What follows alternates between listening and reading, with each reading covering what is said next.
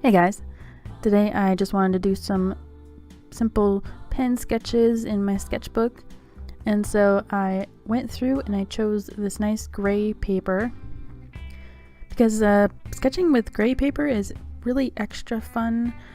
You start with a medium neutral tone and then you sketch in the darks and the lines, and then you can come in afterward and do some highlighting with the white pencil crayon, and it just really pops.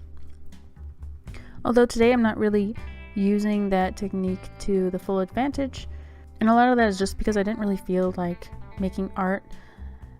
We just came out of a couple of weeks of holidays that are not really relaxing for me, and I don't really have a whole lot of time to myself to do actual work, to do voiceovers, to feel productive. I mostly just felt like I was sitting around other than going to work because my day job was extra difficult during the holidays. So most of the time I just didn't really feel like doing anything, you know what I mean? So it was really difficult to sit down and do this, and you can kind of tell at the end of this video that I don't really put my whole heart into it. Nothing really pops. Although I did use some pencil crayon in some of these pictures, and colored papers are actually ideal for pencil crayon. And on this page, I'm mostly just drawing space junk and doing some CubeSat studies for an upcoming painting that I've been meaning to work on for a while, and I just never did. You know how it goes. And it's usually a good idea to do some planning ahead of time, although I never really do enough planning. I think that's why a lot of my paintings just kind of fizzle out of existence a little bit. Sometimes I'm really happy with my projects, and sometimes I'm just not.